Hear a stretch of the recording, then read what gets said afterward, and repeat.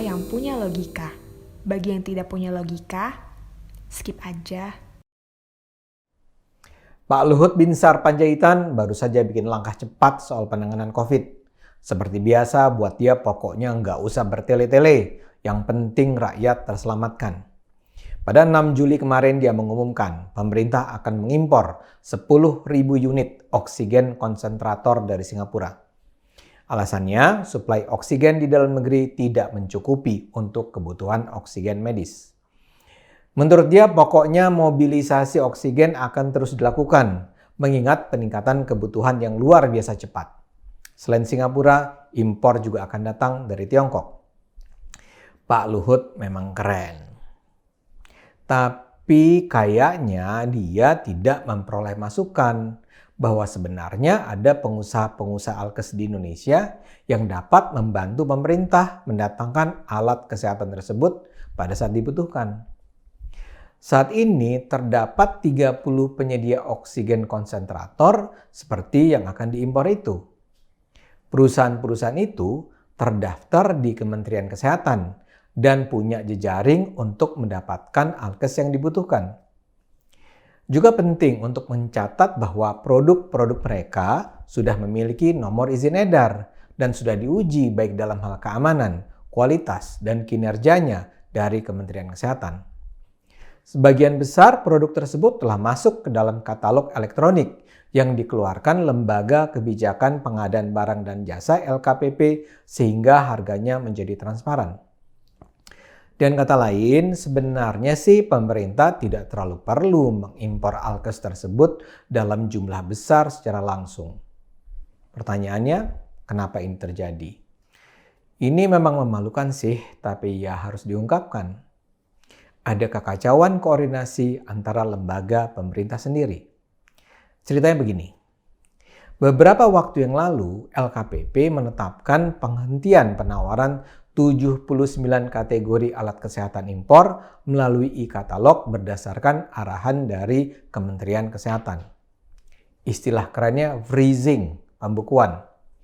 Alasan yang dikemukakan adalah untuk melindungi alat kesehatan yang diproduksi di dalam negeri. Dan ini benar-benar memukul industri alat kesehatan. Karena hanya kalau ditawarkan melalui katalog, alat kesehatan yang mereka produksi dapat dipesan atau dibeli oleh rumah sakit pemerintah yang menempati posisi mayoritas rumah sakit di Indonesia. Masalahnya pembekuan alat-alat kesehatan impor itu dilakukan secara sangat tiba-tiba. Akibatnya sangat serius. Ada 79 kategori produk alat kesehatan impor yang tiba-tiba saja tidak dapat dibeli atau diklik dari e-katalog. Dan karena dilakukan secara tergesa-gesa, banyak yang jadi korban. Salah satunya adalah oksigen konsentrator tadi. Seperti dikatakan, sebenarnya ada lebih dari 30 produsen dan distributor resmi produk impor oksigen konsentrator. Yang produksi dalam negeri memang jumlahnya jauh dari memadai. Tapi yang impor stoknya jauh lebih mudah diadakan dalam waktu relatif cepat. Tapi karena di-freeze oleh LKPP, terkesan seolah-olah oksigen konsentrator itu tidak tersedia. Karena itu ketika Pak Luhut hendak mengambil kebijakan soal oksigen konsentrator, sangat mungkin dia melihat data yang salah. Atau memang ada pihak yang mengajukan data yang salah. Seolah-olah Indonesia memang harus mengimpor dalam jumlah besar. Dan karena Pak Luhut percaya pada bawahannya, dia memutuskan untuk ambil jalan pintas. Impor saja sebanyak-banyaknya. Pak Luhut kemungkinan tidak memperoleh informasi bahwa sudah ada distributor oksigen konsentrator di Indonesia yang siap memenuhi kebutuhan rakyat di sini. Tapi begitulah Indonesia.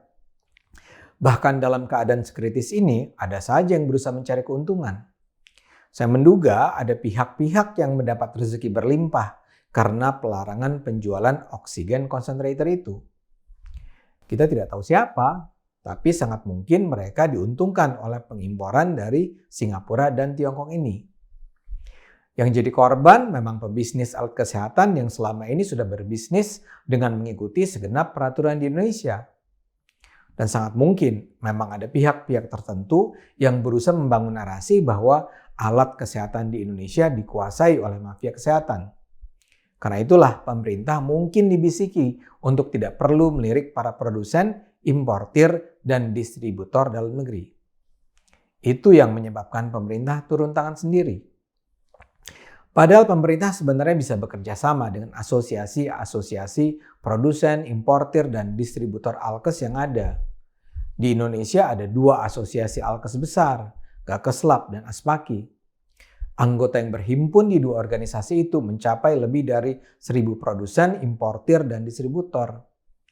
Dalam kondisi krisis semacam ini, kerjasama dengan mereka justru menjadi keniscayaan.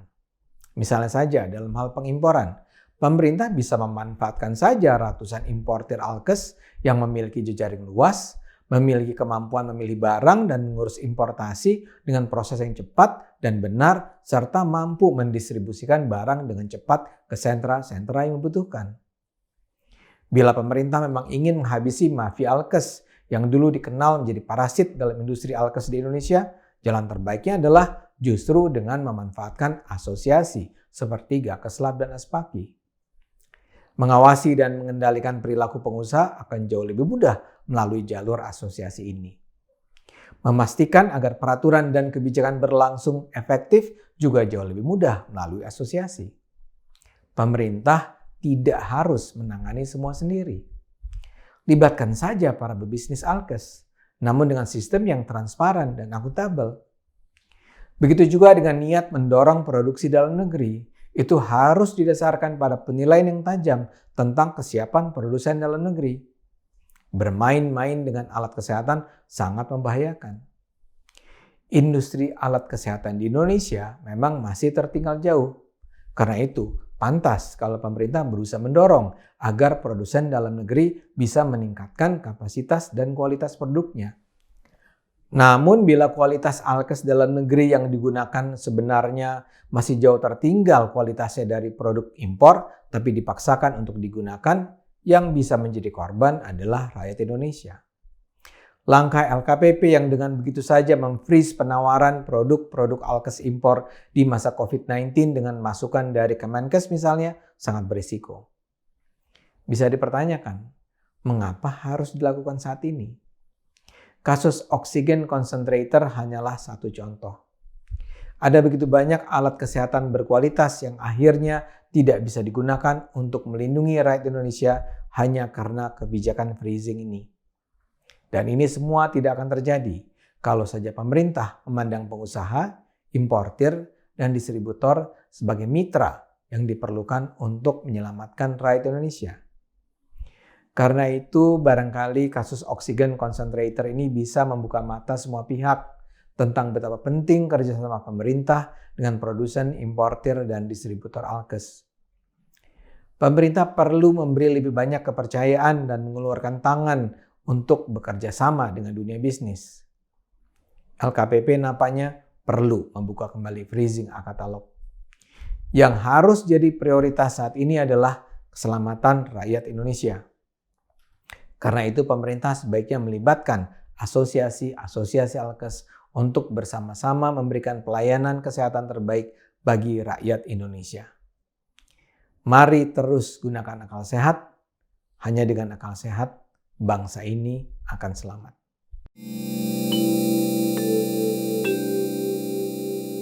Video ini hanya untuk mereka yang punya logika. Bagi yang tidak punya logika, skip aja.